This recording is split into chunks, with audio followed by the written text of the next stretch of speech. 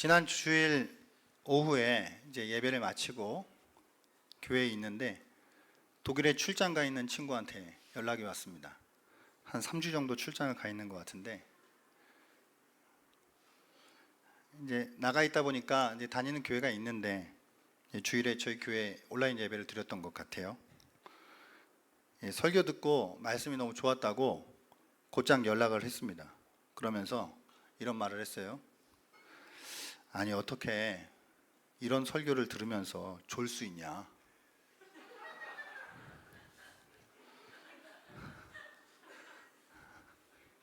제가 중간중간에 잠이 오시니까 말씀을 같이 큰 소리로 읽자. 그걸 몇 번 반복하니까 그 친구가 아니 도대체 누가 조는 거냐? 내가 그분 커피를 사줘야 되겠다. 걱정하지 마십시오.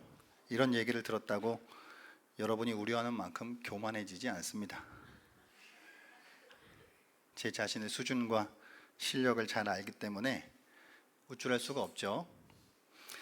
어제 저녁에 신광교회, 광명의 신광교회 유튜브 채널로 이제 지금 행복축제 중이니까 김희중 목사님 말씀을 잠깐 들었어요. 한 30분 정도 이제 듣는데 듣는 중 내내 이런 생각이 마음을 계속 두드렸습니다. 아니 저게 목회자 아닌가? 그럼 난 뭐지? 난 가짜인가?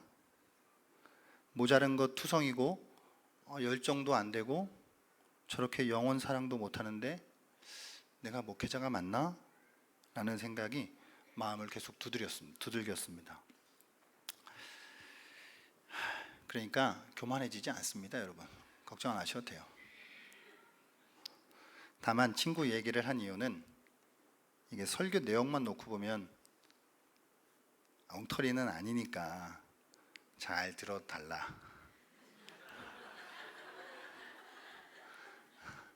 그런 부탁을 드리고자.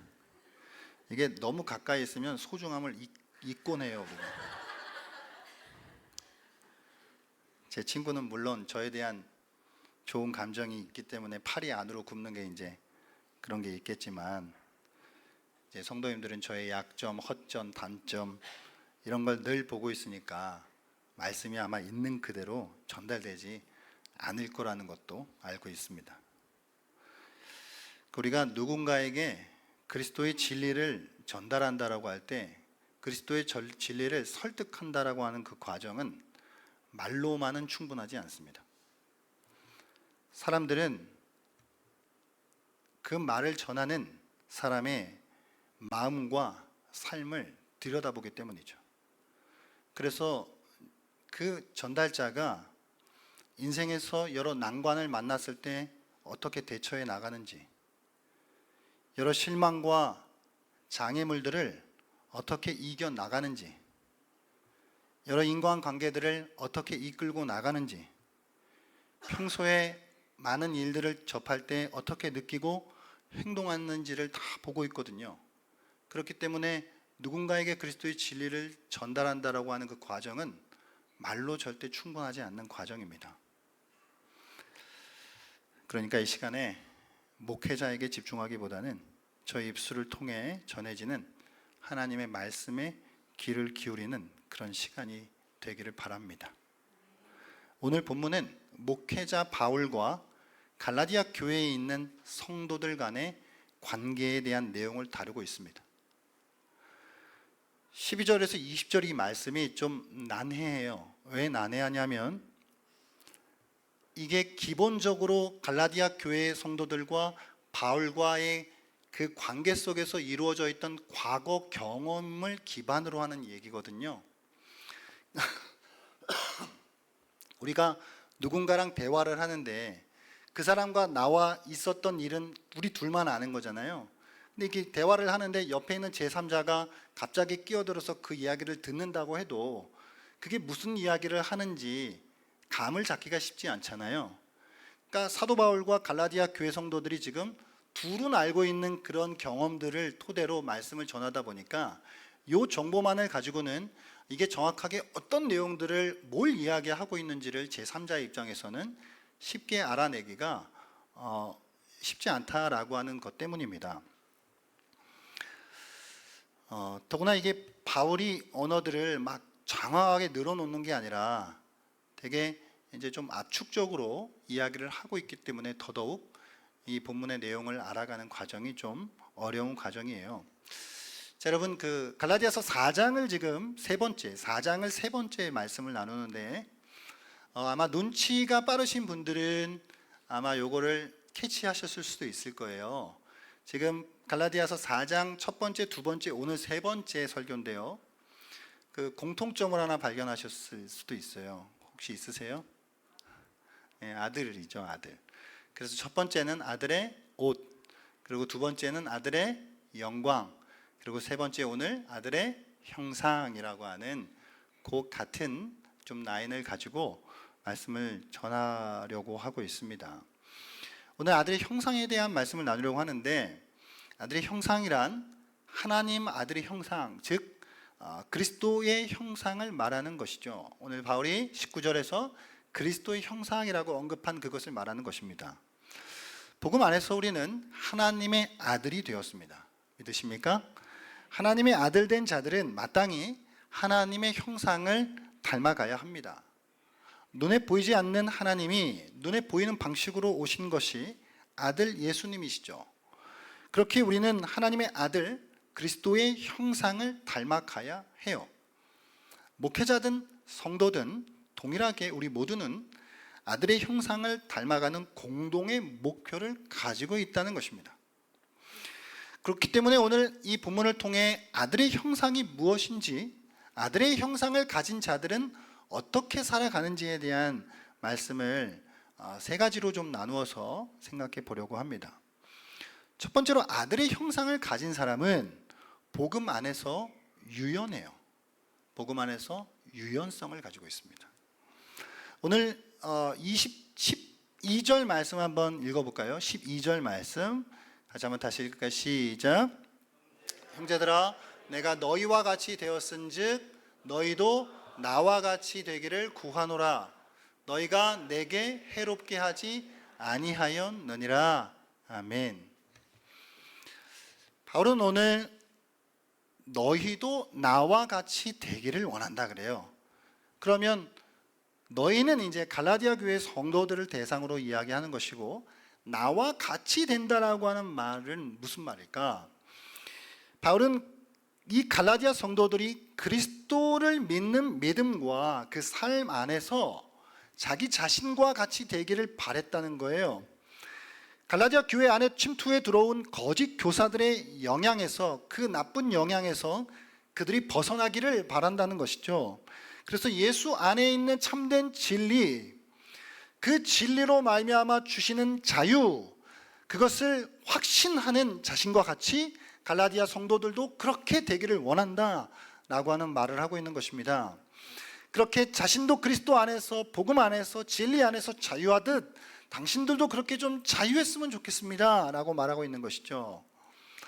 뿐만 아니라 그 앞에 다시 한번 띄워봐 주시겠습니까? 12절에 내가 너희와 같이라고 해요. 그럼 먼저 바울은 그들이 나와 같이 되기를 원하는데, 그러기 위해서 바울이 먼저 그들과 같이 되는 단계들이 있었어요. 그 과정이 있었다라고 하는 것이죠. 자, 이것은 어디에 잘 나와 있냐면 고린도전서 9장 말씀에 요 컨셉이 잘 나와 있습니다. 말씀이 좀 긴데 오늘 이제 요 세 구절만 한번 우리가 읽어보면서 바울이 지금 뭘 이야기하고 있는지를 한번 감을 잡았으면 좋겠습니다. 고린도전서 9장 19절에서 21절 말씀인데요, 같이 한번 읽어볼까요? 시작. 내가 모든 사람에게서 자유로우나 스스로 모든 사람에게 종이 된 것은 더 많은 사람을 얻고자 함이라. 유대인들에게 내가 유대인과 같이 된 것은 유대인들을 얻고자 함이요, 율법 아래에 있는 자들에게는 내가 율법 아래에 있지 아니하나 율법 아래에 있는 자 같이 된 것은 율법 아래에 있는 자들을 얻고자 함이요, 율법 없는 자에게는 내가 하나님께는 율법 없는 자가 아니요 도리어 그리스도의 율법 아래에 있는 자이나 율법 없는 자와 같이 된 것은 율법 얻는 자들을 얻고자 함이라. 아멘. 그러니까 한마디로 요약하면 바울은 유대인에게는 유대인과 같이 됐고요, 이방인들에게는 이방인과 같이 됐다는 거예요. 율법을 중요하게 생각하는 사람들에게는 율법을 중요하게 생각하는 사람처럼 보였고요, 율법이 중요하지 않은 사람들에게는 율법이 중요하지 않은 사람처럼 보였다는 거예요. 이방인들과 지내는 바울, 이 갈라디아 교회 대다수가 이제 이방인 그리스도인들, 그들을 대하는 데 있어서는 바울은 유대 율법에 매이지 않는 사람처럼 살았고요, 그들과 함께 먹고 마시면서 지냈고요, 절기와 제사에 구애받지 않고 그들과 함께 생활했습니다.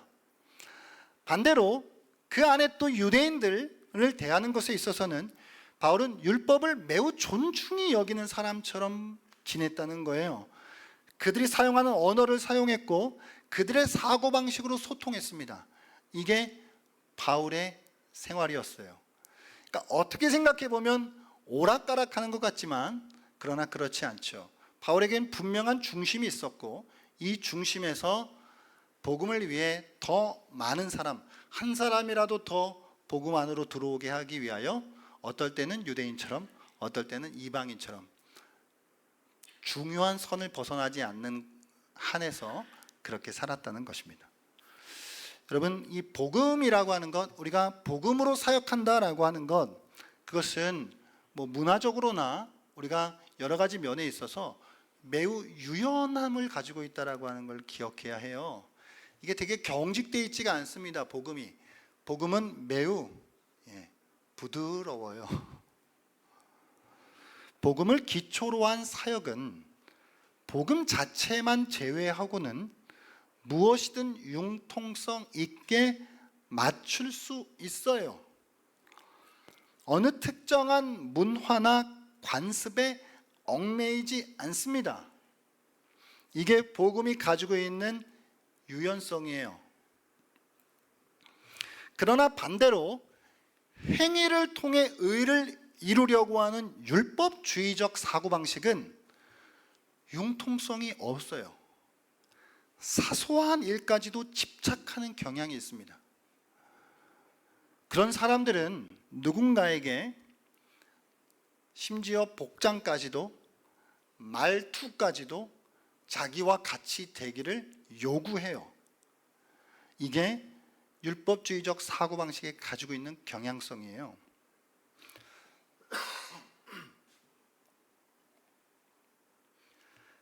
근데 복음은 유연하다고요. 근데 이게 줏대가 없는 게 아니라 분명한 복음 안에서의 자기 확신과 뼈대가 있고 그 뼈대 안에서 이럴 수도 있고 저럴 수도 있다라고 하는 것이거든요. 제가 이 말씀을 묵상하면서 이 갈라디아서 4장을, 그리고 바울이 유대인에게는 유대인처럼 행했다 그러고 이방인에게는 이방인처럼 행했다 그러는데, 이게 이제 그러면 2000년 전 바울에게는 알겠어요. 뭐 유대인들처럼 행하는 바울의 모습이 어떤 것일 것 같고 이방인들처럼 행하는 바울의 모습은 어떤 것 같다. 이게 좀 대략 추측이 돼요. 그러면 이제 2000년이 지난 다음에 오늘날 우리가 살아가는 이 상황 환경 속에서 유대인에게는 유대인처럼 이방인에게는 이방인처럼 대한다는 건 어떤 모습일까 한참 고민을 했습니다. 왜냐하면 지금 우리 앞에는 유대인이 있는 것도 아니고 이방인이 있는 것도 아니잖아요. 근데 유대인도 없고 이방인도 우리에게는 그런 구분법이 없지만, 잘 생각해 보시면 제가 이제 목회 사역을 하는 그 과정을 쭉 돌이켜 보니까 교회 안에도 바울식으로 따지면 유대인 그리고 이방인의 색깔을 가지고 있는 성도님들이 계셔요. 이를테면 어떤 거냐면 교회 안에 유대인 같은 색깔을 가지신 분들은 이런 겁니다. 제가 이렇게 목회하면서 고민되던 지점 중에 하나인데, 신방을 가잖아요. 이렇게. 그럼 이제 특히 노권사님들 이렇게 가셔요.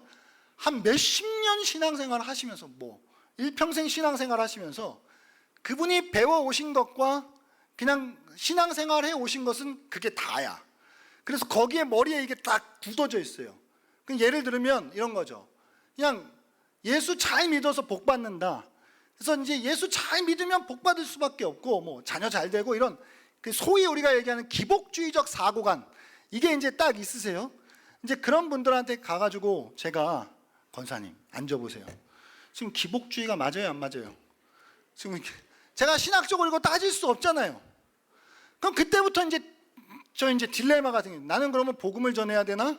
그분이 원하는 게 있어요. 기복주의 신앙에 이렇게 깊이 잠겨 있는 분들은 그냥 목사가 복 빌어주기를 원해요. 그래서 옛날에 뭐 지금은 별로 없는 것 같은데 꼭 예배 시간에 늦어도 축도 받고 가는 분들이 있거든요. 축도는 꼭 받아야 돼.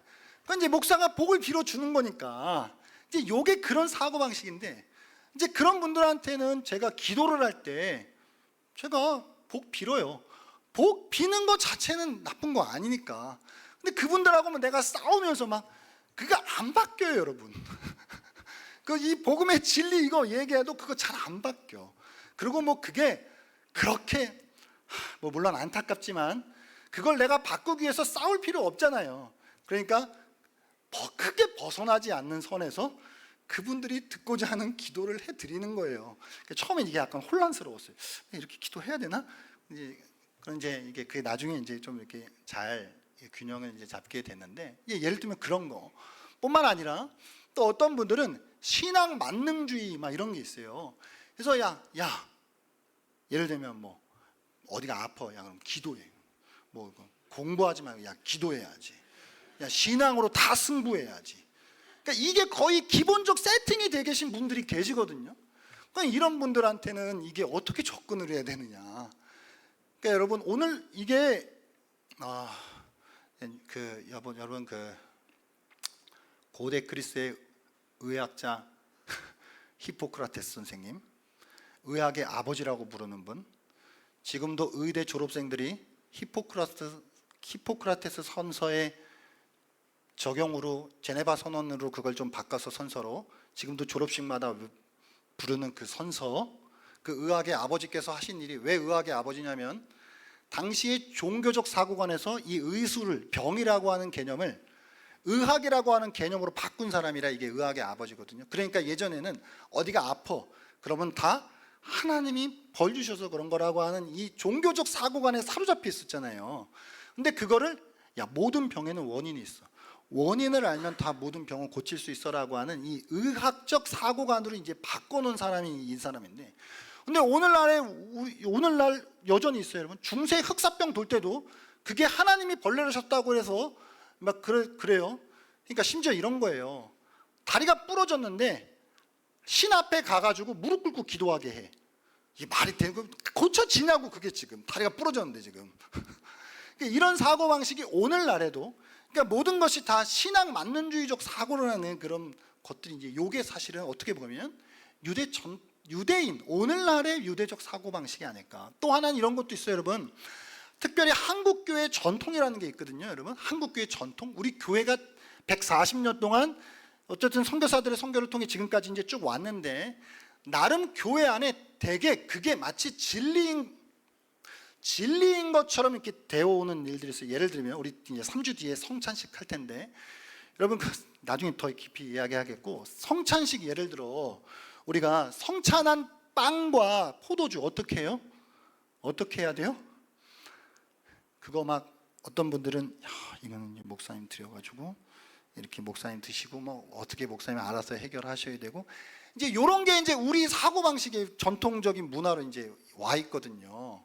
맞잖아요. 근데 사실 그렇지 않아야 게 왜 그러냐면 이거는 신학의 문제거든요.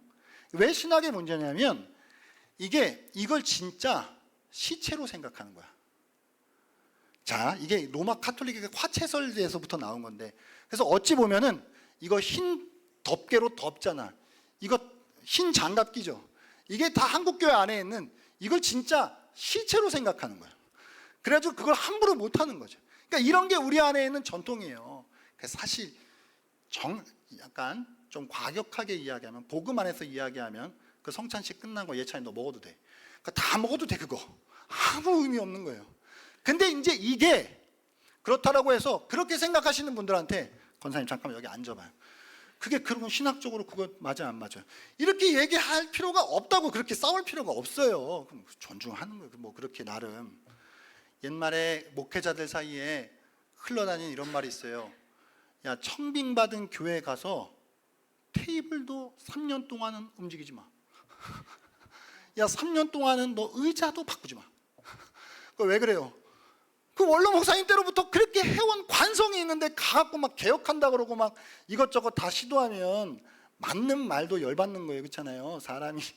그러니까 이제 우리가 이제 이런 교회 안에 여러 전통, 뭐 신앙 만능주의, 기복주의 이런 것들이 이제 있는데, 그런 것들, 그런 이제 성도님들의 이제 사고 방식에 이제 접근할 때 우리가 좀 지혜롭게 유연한 사고 방식이 좀 필요한 것 같아요. 반대로 교회 안에 이방인적 사고에 이제 좀 이렇게 물들어져 있는 성도님들도 계세요. 예를 들면 교회를 다니지만 여전히 자기 중심적이야. 내가 세상의 주인이야. 세상의 한복판엔 내가 있어. 그래서 모든 것이 나 중심적으로 돌아가야 하는, 나를 위해서 해야 되고 나를 위해서 뭐 예배드려야 하고, 이런 생각이 여전히 계신 분들이 있어요. 뿐만 아니라 오늘날에는 특히 과학주의에 사로잡혀 가신 분들도 계시거든요. 저도 과학 되게 좋아하는데요, 과학이 모든 것을 다 해결해 주실 거라고 생각하는 그 사고방식에 이렇게 젖어 있는 분들도 있어요. 뿐만 아니라 되게 이분법적 신앙. 이분법적 신앙 뭐예요? 교회는 교회고 세상은 세상이다.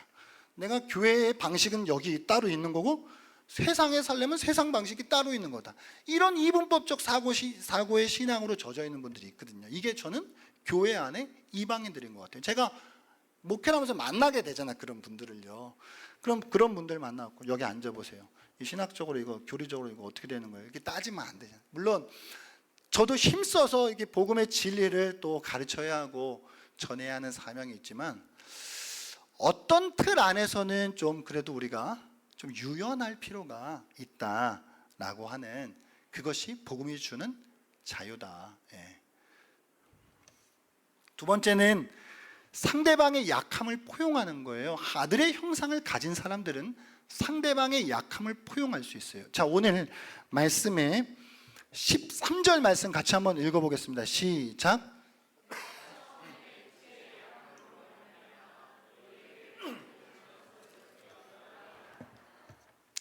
육체의 약함으로 말미암아 너희에게 복음을 전하갔는데, 이게 무슨 말이냐면 바울이 원래 갈라디아에 갈 계획이었다기보다는 여차저차해서 몸이 좀 아프고 육체의 약함 때문에 그 경로가 갈라디아로 향하게 되었고, 그래서 하나님께서 그 갈라디아에서 복음을 전하게 하셔서 그것이 또 불씨가 되어 그 주변을 다 복음을 전하고 교회를 세우는 일들을 하게 하셨거든요. 근데 중요한 건 바울에게 육체의 약함이 있었다는 거예요. 근데 육체의 약함을 갈라디아 교인들 14절입니다. 14절 한번 띄워주실래요? 같이 한번 읽을까요? 시작. 너희를 시험하는 것이 내 육체에 있을 때 이것을 너희가 업신여기지도 아니하며 버리지도 아니하고 오직 나를 하나님의 천사와 같이 또는 그리스도 예수와 같이 영접하였도다. 아멘. 그러니까 갈라디아 성도들이 바울을 처음 만났을 때 딱 보니까 육체의 약함이 있어요. 근데 이 육체의 약함이라고 하는 것이 뭔지 우린 몰라요. 이건 이제 학자들이 몇 가지 이제 설을 내놓는데, 뭐 이거는 바울이 그 당시 그 주변에 전 풍토병이 있었던 목이 막 물리고 그래서 말라리아에 걸렸다. 뭐 혹은 이제 바울이 뭐 육체 가시 막 이런 이야기 뭐 뒤에 이제 하잖아요. 그럼 이제 그거는 이제 그 간질을 바울이 앓고 있었다. 또 어떤 사람 같은 경우에는 눈병이 있었다. 안질. 왜냐하면은 요 눈병을 주장하는 사람들은 이 갈라디아 15절 말씀에 너희의 눈이라도 빼어 나에게 주었으리라, 요걸 이제 근거로 삼아서 바울이 아마 눈병에 있었을 거다, 이렇게 이제 하는데, 몰라요. 우리 몰라. 뭐 갈라리아든 아지 뭐죠? 말라리아든 간질이든 안질이든 그 중요하지도 않고요. 그런데 확실한 건 뭐냐면 14절에서 너희를 시험하는 것이 나한테 있다 그래요. 그러니까 이게 가벼운 것은 아니었다는 거죠. 그러니까 사람이 딱 봤을 때 내가 그걸 딱 봤는데 마음이 약간 좀 불편하고, 뭔가 약간 하나님의 복음을 전한다는 사도가 저런 병으로 좀 자기도 추스리지도 못해? 약간 이렇게 마음의 시험이 들 정도의 작지 않은 큰 것을 바울이 가지고 있었지만 갈라디아 성도들은 그걸 품었다는 거예요. 그래서 눈이라도 빼어줄 정도의 관계가 되었다라고 하는 것이죠. 오늘 여기서 업신여기지도 아니하고 버리지도 아니하던데, 이 버리다는 것은 사실 그냥 버리는 게 아니라 이게 원어적으로는 침뱉다는 거거든요. 약간 침뱉어버리는, 이거는 그러니까 완전히, 좋은 말 해야지, 완전히 무시하는 거예요. 그러니까 그런 정도의 이제 바울의 질병을 갈라디아 성도들이 안았다는 것이죠. 그걸 안고 바울이 전하는 복음을 있는 그대로 그들이 받아들여서 정말 눈이라도 빼어줄 정도의 깊은 관계로까지 나아갈 수 있었다는 것입니다. 그러니까 아들의 형상을 가진 사람들은 상대방의 약점을 안을 수 있다. 상대방의 약점을 포용할 수 있다. 그것이 나를 시험할 정도의 것이라 할지라도 그것까지 안을 수 있는 것이 아들의 형상을 가진 자들의 모습이다라고 하는 것입니다. 아멘. 여러분, 허점 투성이고 모자란 것 투성인 우리 서로 아들의 형상을 우리가 닮아갈 때에 그 모든 것들을 포용할 수 있는 은혜가 우리 안에 가득할 수 있으면 좋겠습니다. 세 번째는 좋은 일에 열심을 낸다는 거예요. 아들의 형상을 가진 사람들은 좋은 일에 열심을 내요. 오늘 두 가지 그룹이 비교가 되고 있는데, 이 갈라디아 교회 안에 침투해 들어온 거짓 교사들은 열심이었어요. 자, 여러분, 열심이었어요. 열심이 나쁜가요? 좋은가요? 중립적이죠. 열심은 중립적이에요. 나쁜 일에 열심이면 나쁜 거고, 좋은 일에 열심이면 좋은 거예요. 근데 이 거짓 교사들은 목적이 달랐어요. 자기 사람을 만들기 위해 열심을 냈다고요.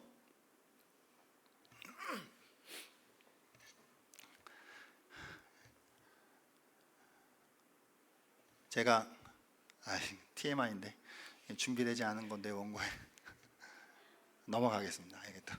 준비되지 않은 걸 하면 안 되니까. 어쨌든 우리는 열심을 낼 때 자기 사람을 만드는 것이 아니라 아들의 형상을 가진 사람들은 그리스도의 형상, 주님을 위해 열심을 낸다는 것이죠. 그래서 바울은 자기 사람들을 만들려는 목적에서 호소하고 있는 게 아니에요. 이렇게 애쓰고 있는 게 아니에요. 자기가 전파하는 그 진정한 복음 때문에 온갖 힘을 다 쓰고 있는 거예요. 복음은 누군가에게 그리스도를 의지하고 그리스도를 닮고 그리스도를 찬송하게 하는 줄 믿습니다. 그러니까 복음은 그걸 전하는 사람이, 내가 누군가한테 그 복음을 전할 때 저 사람이 나를 의지하고 나를 찬송하고 나를 높이게 하는 것이 아니라, 복음은 내가 그 전하는 그 사람이 그리스도를 닮아가고 그리스도를 높이고 그리스도를 의지하게 하는 것이 복음입니다. 이게 아들의 형상을 가진 자의 모습입니다. 할렐루야. 말씀을 정리합니다. 오늘 사도 바울은 갈라디아 교회와 그 성도들과의 깊은 관계 속에서 정말 눈이라도 빼어줄 정도로 깊은 관계를 복음 안에서 맺었어요.